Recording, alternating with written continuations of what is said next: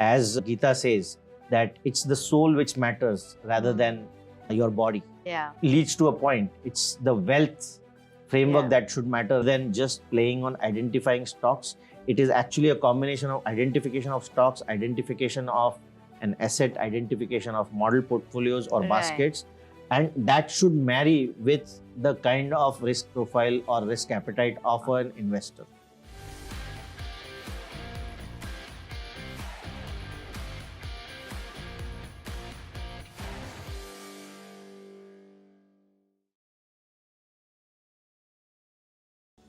Welcome to Market Pillars Uncovered, the educational series, and we're getting you some powerful insights from the leaders who are shaping India's financial ecosystem. Today, we're joined by wealth creation expert Mr. Sumit Poddar, the founder of Tikona Capital.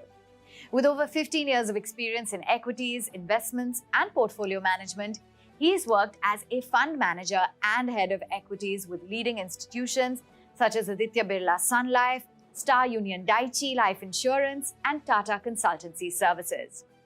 Tikona Capital is a SEBI-registered entity specializing in investment advisory, research analysis, and equity portfolio advisory, focused on providing wealth management services and financial planning to HNIs, family offices, institutions, and others. On today's episode, we'll talk about understanding equity model portfolios, the basket of stocks, ETFs, India's economic outlook, and some interesting sectors for the future. Hi Sumit, thank you so much for joining us on Market Pillars Uncovered. Yeah, hi Avan. Thanks a lot for giving me this opportunity. I mean, wonderful to talk to you, no doubt about that. Absolutely. So let's get straight to it because we're right now at a point where the Indian economy is at a bit of a juncture where we're bombarded with a lot of global headlines and things over here as well seem to be slowing down on the domestic front. What is your outlook on where the economy is headed? Because you seem very confident. So what's driving that confidence? We're going to be all guns blazing. Why do you say that? We need to first step back and look at what's happening with our economy. We definitely are in a place where it's a juncture of inflection point. But let's kind of step back and see how our economy has shaped up post-COVID. Each of the events to hamper our economy has rather played as an anti-fragile moment for us. Okay. The balance sheet moment of spending on COVID, or be it moment of high crude oil prices, which again has helped us play much better. And I'm sure even this trade war that is happening where high tariffs are really hitting the exports of India is going to be an opportunity, another anti-fragile opportunity where most of the companies are shaping up themselves, explore shores which are away from US, and that is what is driving growth. We already saw during this particular trade numbers that while US numbers were down, but at the same time, non-US numbers were something to cheer about. And that's where the economy is going in terms of exploring as well as exploring over a period of time. And I believe the China plus one factor which is at play should be rather named as India One. The trust factor with Indian manufacturers is much higher. We have already seen in defense sector with Operation Sindoor, the capability that our defense system have. Of course, those are the kind of examples that are likely to come up even more in each and every sectors. Already pharma, IT, they have shown that we can be market leaders, and similar situation could happen in defense. Yes, there are many other sunrise sectors which we need to build up the ecosystem in place. But yes, we are in a very sweet spot to achieve that 30 trillion number in Amrit Kal. And the foundations are being laid, it be consumption or manufacturing, and even from an export perspective, as well as import substitution. All of the cylinders are either work in progress or firing at some place or the other. As a combination of all these factors, I believe by 2030, where we can really grow at 10% nominal GDP.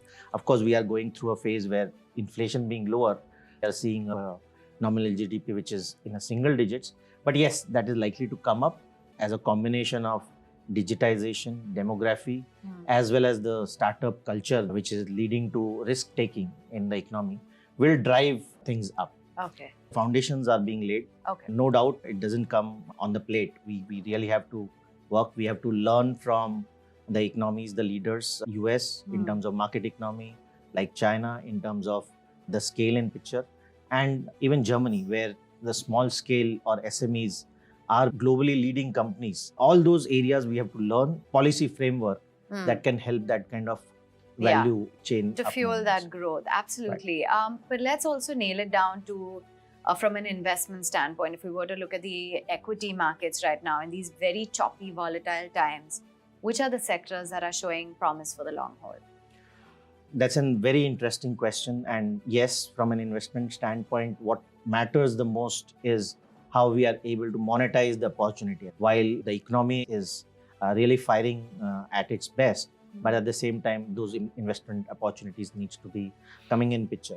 So first and foremost, the kind of investments that are taking place in AI itself is going to fuel growth. Global growth is being fueled by AI. Yes, I'm sure you are going to ask me which are the kind of opportunities in India. Rather, India is being taken as an anti-AI opportunity. Last 1 year, India underperformed primarily because there are not much of direct AI opportunities. Having said that, AI surrounding places or ancillary places where these opportunities are cropping up, it be data centers or the service providers who can really put up these data centers in place, or real estate players, or for that matter, power ancillary players. They are the one which are likely to be beneficiary. We are almost at 20% traffic of global usage, whereas data center market share is just at 3%. So yes, that is likely to move up. Okay. One is that. Secondly, banking and financial services has come to a sweet spot where the growth acceleration along with the nominal GDP growth rate would help create value in the sector, especially also given the fact that they are available at a moderate valuation. Right. We have already seen technology benefits services sectors like banking the most because technology is centerpiece of their business model. And the banks which are likely to latch on to technology wave are the best one to capitalize this. We've already seen in the last decade, ICICI Bank has outperformed others from a large cap perspective. And similarly, many other banks which are going to latch on to technology are the one. In addition to that, hospitals, healthcare is a sector that is likely to be a very good compounder for the next 10, 20, 30 years, primarily because the spends in sector has been quite low as compared to global standards. At the same time, I think with GDP per capita going up, Indians are more prone to use the additional income towards their wellness and health. And that is what is likely to help this particular sector. We are bullish on these three sectors. Having said that, advising our clients, what we also tell them to focus on is not just the sectors. In the past decade, most of the time, it used to be a kind of a whole sector really benefiting out of it. Okay. But these days, one has to really go deeper into sector, see how each and every company is really taking the market. It has to be stock specific. And lastly, SMEs are coming up quite well. Okay. I have been in the institutional side for a very long period of time with Birla Sun Life. And generally, institutions or mutual funds avoid, or they have a threshold of a particular market cap. And that is why most of SMEs really don't form part of their universe. But there are very interesting stories aligned with the themes that we mentioned, which are huge beneficiary of such trends. Sure. Let's understand Tikona Capital as well. Can you tell us a little bit about the milestones and some of your key offerings? Let me again step back and try to share what does Tikona Capital stand for. If you look at our logo, it's a triangle over a circle. So the circle represents the uncertain world, or the uncertainty as well as the universe of opportunities that are available.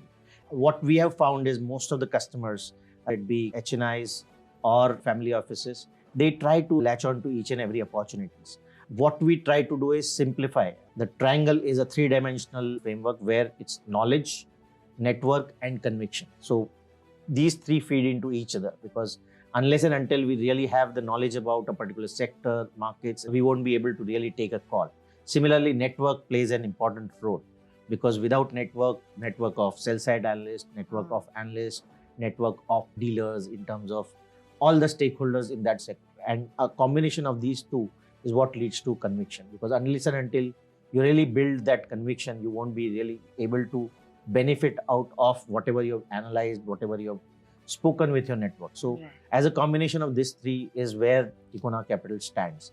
Now, coming back to my experiences, what I found is most of the investors chase returns, and they have either been overly diversified or they really don't get into markets. It has been a combination of the two. And that's where our expertise come into picture, where we focus on building a well-diversified, at the same time, a goal-oriented portfolio. Okay. And can you explain what, according to you, is an equity model portfolio? What are the benefits? How does it work? And more importantly, how can one build it? While Tikona Capital, as I shared, helps clients to build wealth with use of several instruments, it be equity, that be mutual funds, AIF, PMS as a distribution house. And within that, we build equity research or equity model portfolios. Now, these model portfolios are largely deeply researched portfolio of about 15 to 20 stocks, where we identify quality businesses that can benefit out of the trend that is taking place. Good businesses, good management that have skin in the game. And at the same time, they have to have a reasonable valuation, right? Yeah. So again, this portfolio where we try to see risk-reward balance is maintained. Along with that, we build it based on specific themes or objectives of a client or a particular specific theme that is at play. It could be a large cap theme, it could be a multi-cap theme, it could be a value theme, it could be a dividend yield theme, or for that matter, growth-oriented theme. Okay. Now, you were talking earlier about being specific with stocks, etc., and a basket of stocks and how that's important. Can you elaborate a little bit further of the benefits? These model portfolios are about 15 to 20 stocks. Baskets are again a smaller feature or a mini equity model portfolios. Platforms like Small Cases are in place where investors can subscribe to portfolios in a single click. Most of the investors really try to chase a specific stocks. There is a much higher risk in chasing a single stock versus a portfolio of stocks. That's where a basket of portfolio comes into picture, where an investor with the help of single click will be able to bought these stocks in a very simple manner. Whenever any kind of rebalancing takes place, that again can take place with the help of a single click. Okay. And they can directly have an exposure to these stocks. Sure. At the same time, if they don't like any specific stock, they can always either increase, decrease. Okay. Can you also explain ETFs, exchange traded funds? How are they different from mutual funds, and who is it useful for? With the advent of technology where one can buy stocks, buy portfolio of stocks, ETFs are exchange traded index. It could be an index or an ETF based on a specific broad-based index like Nifty, or for that matter Sensex, or a mid-cap or a small cap. Yeah. Similarly, there are many theme-based or strategy-based ETFs also in market, where it can be a 20 momentum stocks out of Nifty 500 stocks, Okay. or 20 value stocks or 50 value stocks out of Nifty 500 stocks. Yes, these are low-cost structures that are available. They have benefit like a mutual fund of taxes in terms of whenever any kind of rebalancing happens, the tax benefit is there. At the same time, they have a benefit of lesser biases. They are based on specific parameters of inclusion to index or exclusion to index. It's a bias-free investing, low-cost investing. Having said that, does that mean you don't need an advisor? You definitely need an advisor to build a good portfolio that can help you create wealth. Okay. And, we've seen SEBI also take a lot of steps when it comes to mutual funds. And your website too, Tikona, has a Know Your Risk calculator. How important is it to assess that, and what can this calculator help an investor? That is one of the things that we try to offer to our customers in a differentiated manner. What happens most of the time, we are just chasing returns. It's very essential to know what is your risk appetite as well as your risk tolerance. So the tool which is there on our website helps you assess what is your tolerance as well as what should be your appetite. Based on your age, income, who all are your dependents, it really shows your appetite. Similarly, your tolerance. Tolerance is your behavior, because many times what happens is a very young person would have a very volatile mindset, and that really needs a different kind of solution. Yeah. Similarly, a very young person having good income, having less debt on itself, can build a huge wealth, because that person would really be prone to lesser volatility.